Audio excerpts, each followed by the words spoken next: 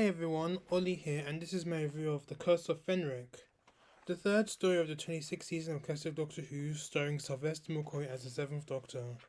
The Curse of Fenric is the 150th story overall, it's 4 parts long, and it's written by Ian Briggs.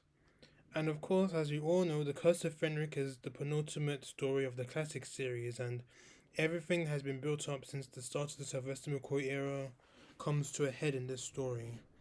So, the plot of The Curse of Fenric is as follows. When the Doctor and Ace arrive at a secret military base during World War II, they discover that a centuries-old Viking curse is bringing terror to its inhabitants, as hideous vampires rise from the sea and Russian commandos begin to close in. They are confronted not only with a mystery from the distant past, but also a terrifying vision of mankind's future. So that is the plot of The Curse of Fenric. The Curse of Fenric. What a beautiful story. It really is. And I feel as if other Whovians will probably agree with me in saying this, is that the Curse of Fenric is without a doubt one of the best McCoy stories, and definitely one of the best Doctor Who stories ever, and it's proof that Doctor Who still has a lot of mileage left in the tank. The production of the story was brilliant, and of course, Curse of Fenric was all filmed on location, and which was really done as well. I love the military naval base that most of the story is set around, as well as the churches and the church and the cliffs. Yes, and of course, this story was set in Maiden's Point, which is suggested to be somewhere located in the north of England. And I love the special effects of this story, especially the glowing eyes from someone that had been possessed by Fenric. And the score of the story is really intense, and it really helped with the atmospheric mood that the story was trying to convey. The costume and the special effects of the costume were great as well, especially of the hemovores. They looked really scary, and even though you can't see in the DVD, but this is what they look like. They look like decaying vampires of some sorts. But the script was really good, and the direction by Nicholas Melis was great as well. And the plot of the story was really good. It was great, I must say, and I loved how dark the Curse of Fenric was, and it is very much the darkest story in the Sylvester McCoy era, and possibly even one of the darkest Doctor Who stories ever. And of course, the Curse of Fenric is the first Doctor Who story to be set during the Second World War, which really helped with the story's tension and the themes as well. Oh, and this is where the Cartmel master plan starts to unravel and gives us one of the most epic and emotional scenes we've ever seen in Doctor Who, along with mentions from previous stories filling in the gaps and the symbolism represented, such as the people that Fenric had been manipulating and his influence during the Sylvester McCoy era. And I also like the Norse Viking imagery and the religious backdrop of this story, especially keeping your faith in order to survive, which, of course, the theme of survival is a common theme in this season. And then, of course, people had to pretty much have a lot of faith in what they believed in to keep them safe from the hemovores. And an example of this, and then a brilliant example of this, was when in the church, I think it was in part 3, the Doctor was pretty much recalling the names of his past companions, to try and ward off the hemovores, which actually worked. And of course, the Doctor was actually referring to his past companions. I think he was actually whispering it, but he couldn't actually you could actually hear it from a little bit. But then, if you go to lip reading, you can actually hear him say Vicky, Ian, Barbara, Stephen, Susan, meaning he has faith in them, and of course the Doctor's faith in Ace. Sorry, and Ace's faith in the Doctor, which does get brutally shattered later on, and I will obviously get to that scene a bit later. And of course, the religious aspect comes in with Rainwright, the vicar.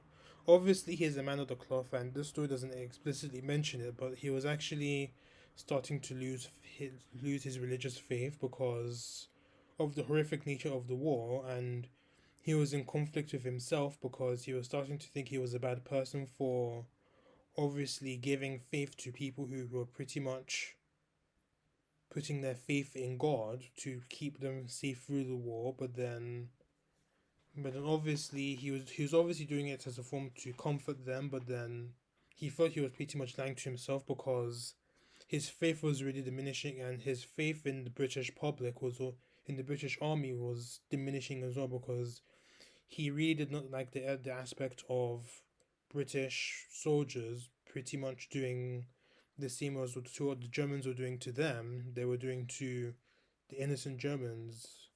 And there are obviously some elements of Norse mythology once again, as the name Fenric, it derives from Fenir, a wolf in Norse mythology that will break free at the end of the world, and it makes sense as Fenric is said to be an evil force that the Doctor had locked away in the Shadow Dimension after using a game of chess against the Doctor. And of course, Fenric had broken free as a result of the Ultimate Machine, and of course, the wolves of Fenric themselves are linked to Norse mythology in terms of the chains of Fenrir or something like that. Lastly, there's a bit of an anti-war message at the end of the story, which was what led to the final act of Curse of Fenric. The message, compared to the other messages, was a lot less subtle than others, but it was still a very powerful message, and it still is very relevant to in today's world. And this is when Bates saved the Russian soldier Vershinin from Commander Millington, and the two realized, and they tell Ace that war is never good, as war is basically a game of a political game of chess played by politicians, and in which people always get hurt, innocent people, and the only way to overcome this is the pawns, obviously the soldiers, coming together, joining forces to fight the people that were causing the war. And of course, this is how Ace realized this was how to defeat Fenric once and for all, and she unwillingly tells Soren, who ended up being a wolf of Fenric. There were some incredible moments in the story, and there were a lot of brilliant twists and turns as well. Obviously, the most famous scene was the climax of the Doctor, Ace, Fenric in Soren's body, and the other Hemover that was there, but I'll explain what happened there in a bit because it is quite lengthy. I don't want to just lump it in here just for the sake of it. But there were some other great scenes, like the Hemovores emerging from the sea, Wainwright's trying to fend off the Hemovores, but he ended up getting killed, the Doctor using his faith in his past companions to hold off the Hemovores, while Ace was on the roof trying to escape, but then she's saved by Soren, who then fends off more Hemovores themselves. The cliffhangers were great, but the cliffhanger for part 3 was a real game changer, and of course the chains have been shattered, and Fenric has escaped and is now in the body of Dr. Judson, and requests to the Doctor that they play him with chess again.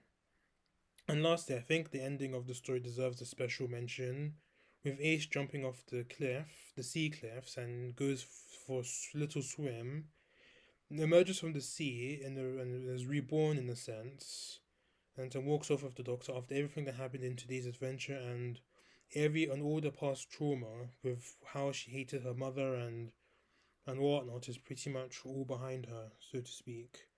And of course, it's not an Oli-Versal experience review if I don't talk about the acting.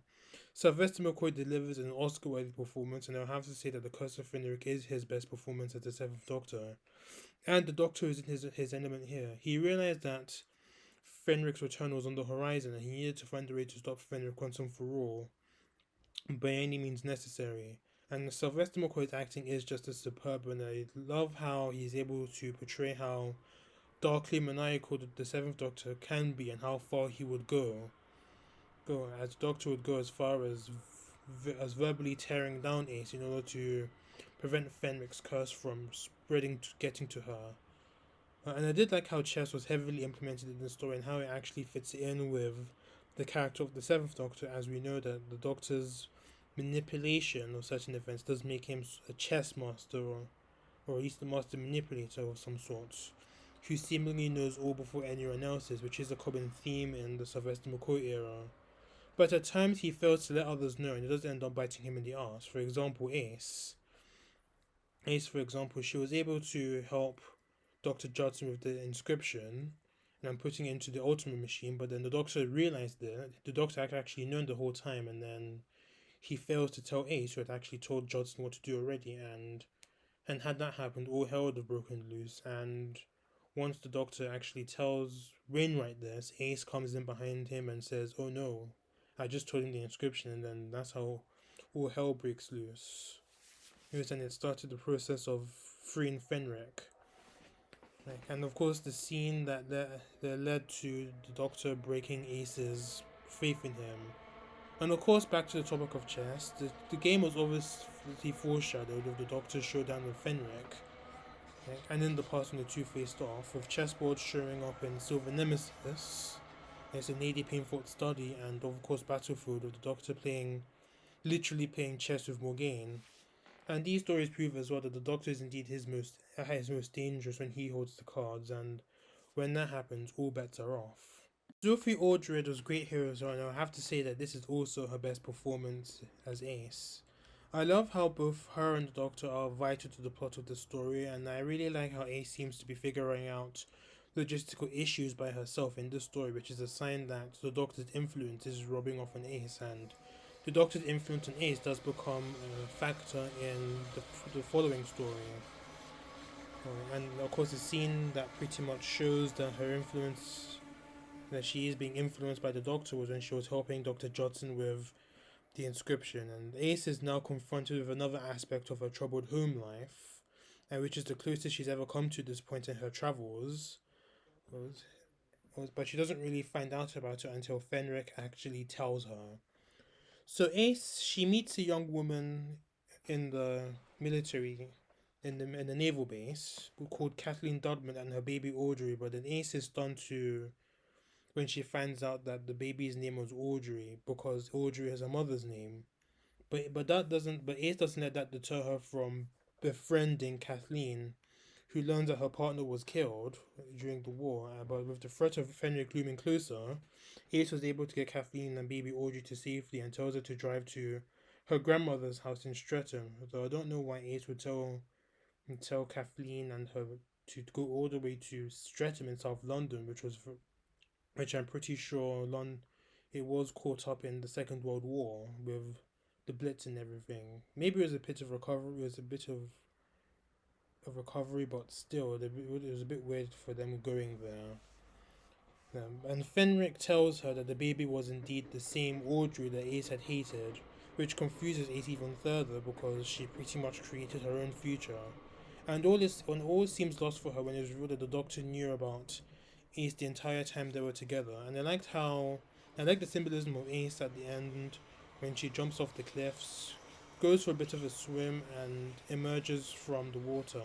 But while she's swimming, we hear Audrey crying and Kathleen comforting baby Audrey, and you have Ace going, "I always love you, I always love you." And I think that's pretty much symbolizes Ace washing away the grief and trauma that she has with her mom, and obviously the past trauma that she's endured, like her friend Manish's death, and how the evil that was in Ghostlight pretty much caused her to burn down Gabriel Chase when she was a kid. Yeah, and as soon as she comes out of the water, it's as if Ace is a brand new woman, and after everything that she's been through, it's all firmly behind her.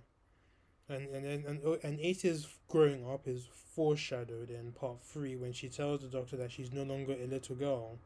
And how does she prove this? She fucking she tries to seduce a girl to the Doctor from free soaring, but the less said about that scene, the better, because I didn't like that scene. But that's just one scene of the story I didn't like, but I'll explain more about that scene later. But before I get into the side cast, I do want to talk about the scene towards the end of part 4 in which the Doctor is with Fenric, who has taken over Soren's body, as it was revealed that he was a wolf of Fenric, and the two are playing chess. After Benetton was shot and killed and Ace realizes the winning move, she goes to tell Soren, but then it turns out that it was too late because Soren had. Sorry about that. It turned out that Soren was overtaken by Fenric, and that's how Fenric tells Ace that the baby was indeed her mother, and Ace is bewildered and is ordered and the Hemover is ordered to kill her, but then the Doctor realizes because he pretty much was able to manipulate the Hemover that was already there into killing Fenric. He realized he can't reach because Ace's faith was pretty much creating the Ace's faith in the Doctor was creating a psychic barrier that was preventing the Hemovore reaching her. So the Doctor pretty much had to shatter Ace's faith by saying that she's an emotional cripple, and how he's known that Ace was a wolf of Fenric the entire time, and especially how she ended up on Ice World, because there was no possible way that a teenage girl, someone of Ace's time, considering that she could even pass a chemistry exam, how she was able to create a time storm in her bedroom, and the Doctor also adds that he's noticed Fenric's influence from the very beginning, from Iceworld, and of course when they encountered the Cybermen in the previous season, and the Doctor continues to berate Ace even further by saying that she's an emotional cripple, and how he said that he wouldn't have even wasted time on Ace if he hadn't known that she was a wolf of Fenric. And Ace at this point is very hysterical at this point, and then obviously this successfully works, and the psychic barrier is shattered, and of course the Hemovore backs towards Fenric, and he takes him to this chamber and releases the gas and ends up killing both of them. And whilst that happens, the Doctor tries to get Ace to escape from the military bunker, which was literally about to blow up, but Ace was still very much in hysterics and was still quite historical.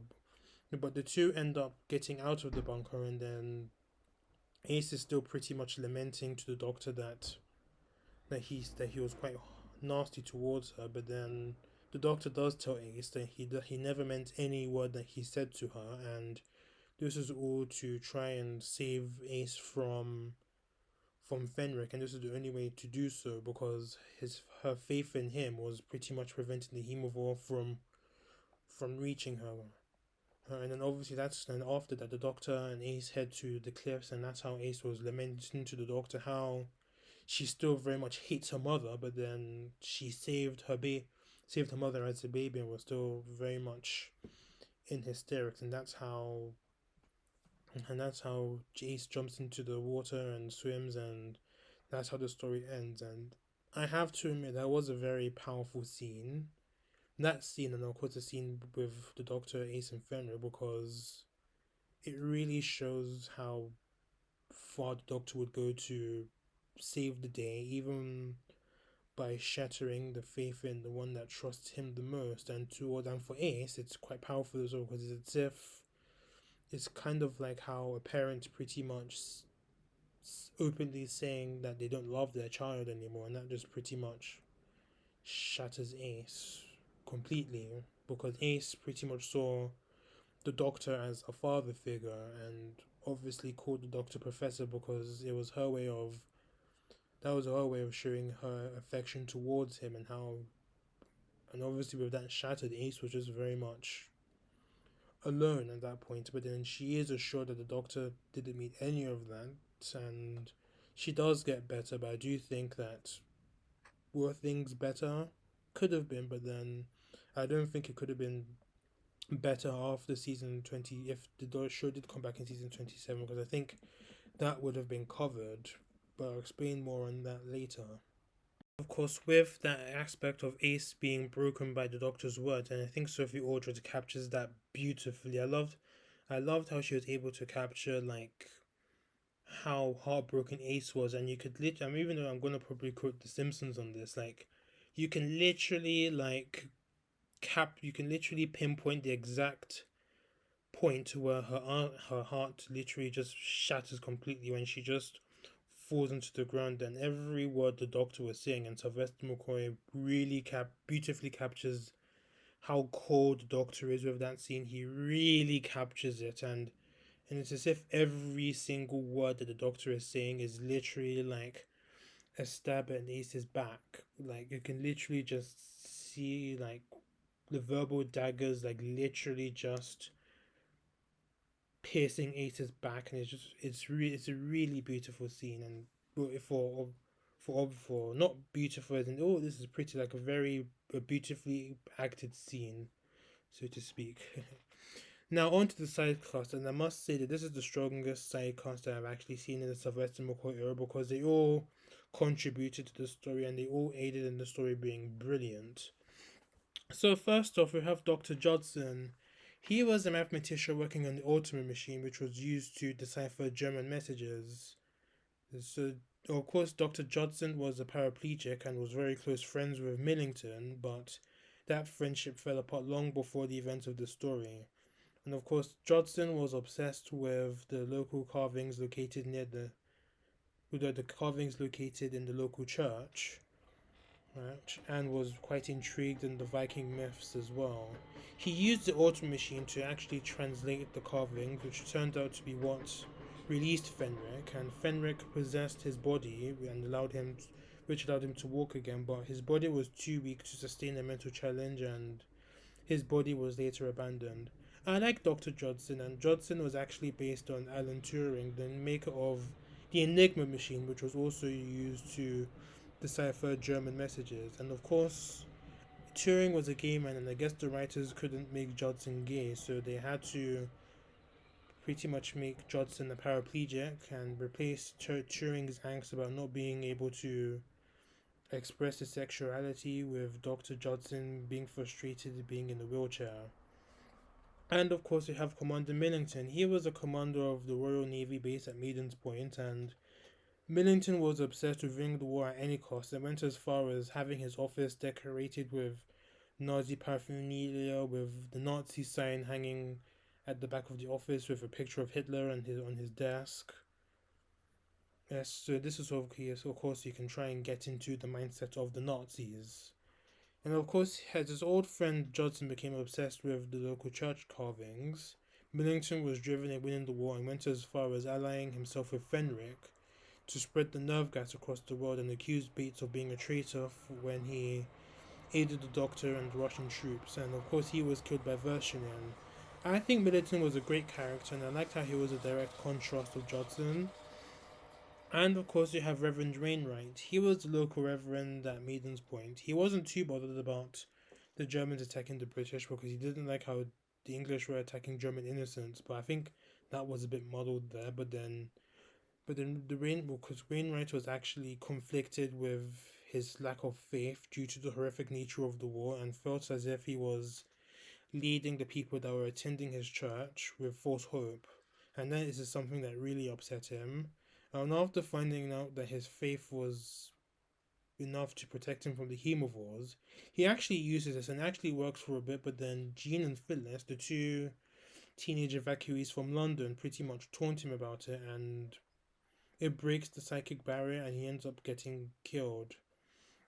He was a great character and I liked his internal conflict, and he was played by a TV game show host called Nicholas Parsons, who I gather was quite popular at the time, and his acting skills actually impressed the critics, and they actually didn't want, and people thought this story would fail because of his casting.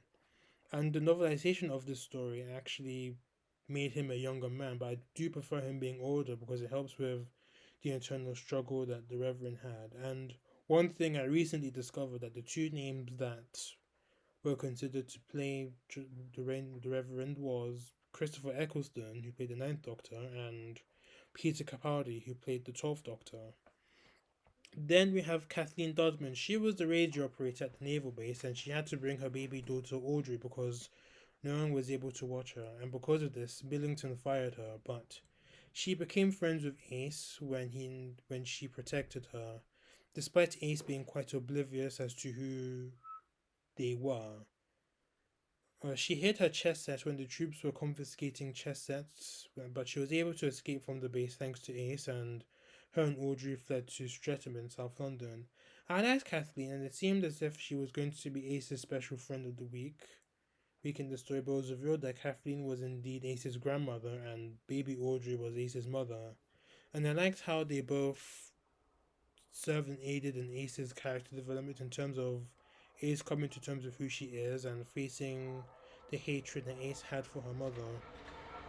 And then we have Captain Soren. He was the leader of the Russian commando squadron at Maiden's Point. They were tasked to steal the Ultimate machine, so they can actually try and decipher English messages. But Millington had actually revealed the information about where it was to try and lure them in and kill the Soviets. But he was Ace's second special friend of the week in the story, and he actually gave her his scarf, admiring her bravery, and gave her his insignia after he saw that she actually had a replica of it on her jacket, but then Soren gave her the real legitimate one. And that insignia does become a bit important in survival, so keep an eye and ears out for that. It was revealed that Soren was a wolf of Fenric, as his English grandmother was the granddaughter of a Joseph Sudvinik, who was a wolf of Fenric, which allowed Fenric to take possession of his body. And I thought he was a really good character, and his actor, Tomek Bork, actually portrays Soren very well, but then he portrays how dark Fenric can be, and I would say that he's more memorable as Fenric more than he was with Soren. And then we have Jean and Phyllis. They were two teenage girls evacuated from London to Maiden's Point because of the war, and they were living with the cantankerous Miss Hardacre. The two girls wanted to swim, but Miss Hardacre thought they were going there so they can mingle with the soldiers. But they were turned into hemovores, and they killed Hardacre and Reverend Rinwhite, and they later died when the Ancient One said to him when the Ancient One was instructed by Fenric to kill themselves because they ordered their purpose had been served, and the knights included Jean and Phyllis. They were all white, and I think they were hinted to be wolves of Fenric as well. And then we have Nurse Crane. She was the nurse assigned to take care of Dr. Judson, and it was heavily hinted that she mistreated Dr. Judson, but when Fenric took over Judson, he and she ended up getting killed. And she is played by Anne Reid, who of course appears in the new series, and she plays. I've forgotten her character's name, but she played the main villain in Smith and Jones.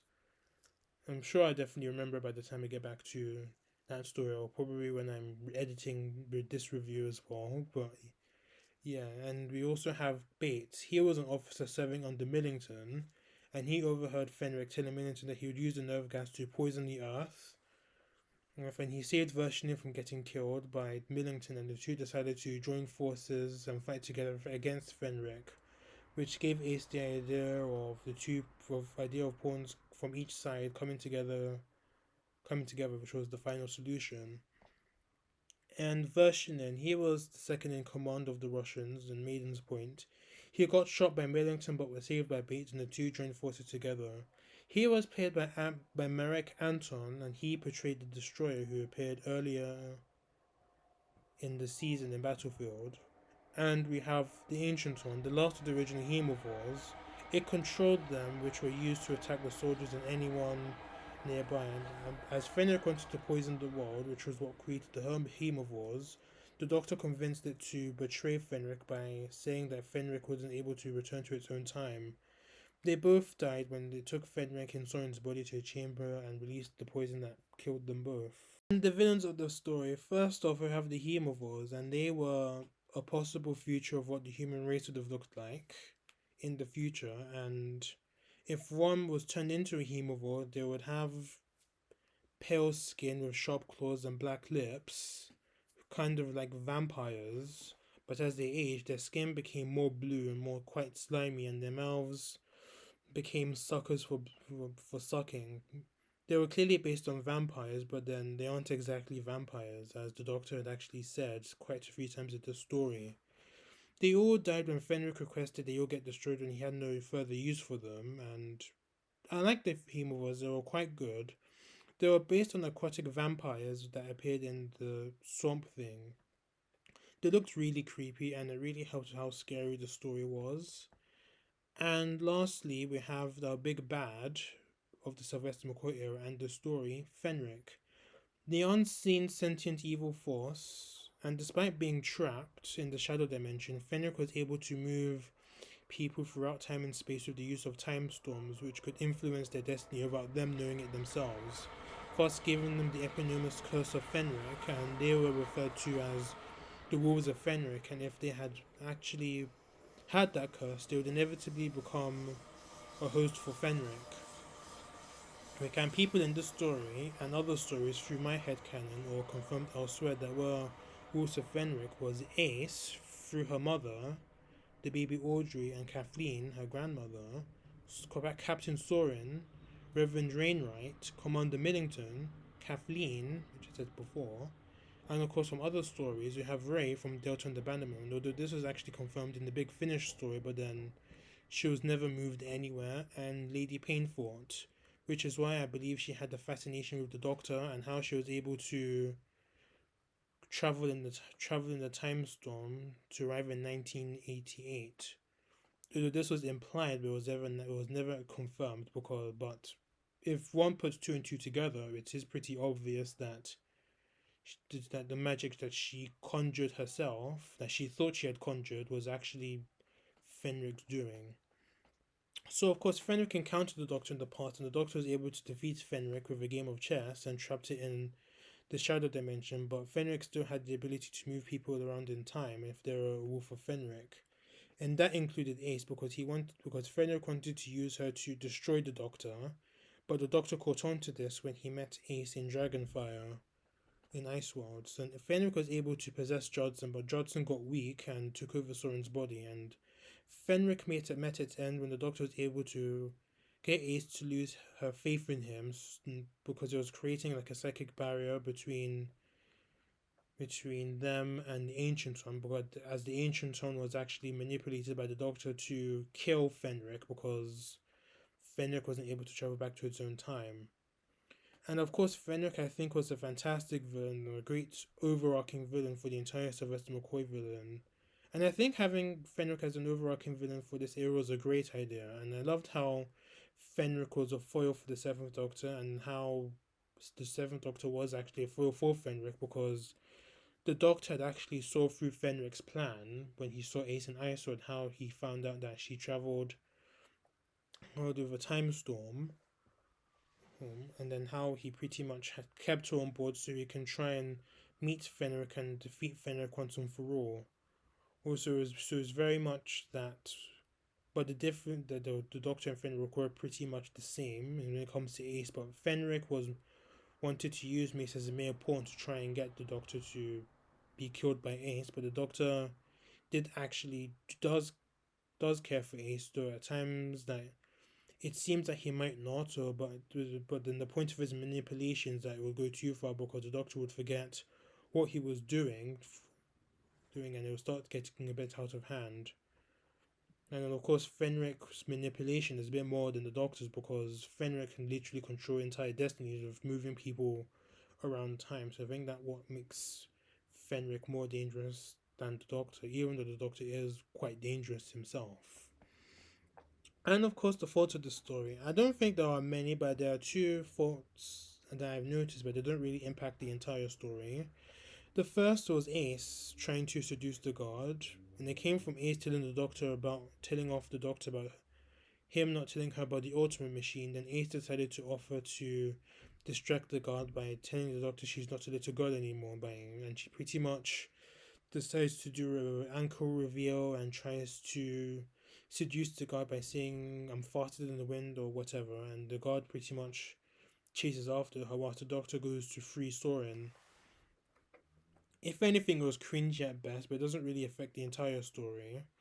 And there's another force. It does involve Ace as well, but I think it's more of a plot hole. But then I guess it can be explained through a variety of reasons. Like, how did Ace not realize that Kathleen was her grandmother? How did Ace not recognize that Kathleen was her grandmother? I'm sure Ace probably must have seen pictures of Kathleen growing up.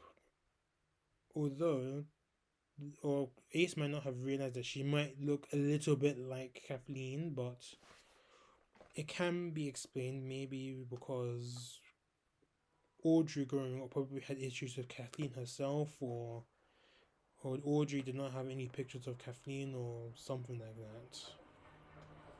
But the timey-wimey is definitely in full effect in this story, especially with Ace and her grandmother and all that. But to conclude, I think The Curse of Fenric is an epic story that is proof the Doctor Who still definitely has a lot of life to carry on into the 1990s, thanks to the Cartmel Master Plan really coming to a head, climaxing the Doctor and Ace's respective storylines. But it is also another respective end for their storylines as well. But as we head into the next story, we kind of see, the Doctor and Ace anew, but with their own issues. With Ace trying to figure out who she, not necessarily figure out who she is, how she would potentially be afraid of going back to her old routine, and how the Doctor is confronted with the Master once again, but in a more enhanced environment. But of course, what they learned in the story actually helps them with the next story. So I gave the Curse of Fenric a perfect 10 out of 10. Yay! So my next review will be Survival, which will be the last classic Who story. It's been 4 years in the making, and we're finally here. So thanks for watching this review. Please let me know your thoughts of the Curse of Fenric and this review. Please subscribe to my channel if you haven't done so already. Until then, I'll see you later.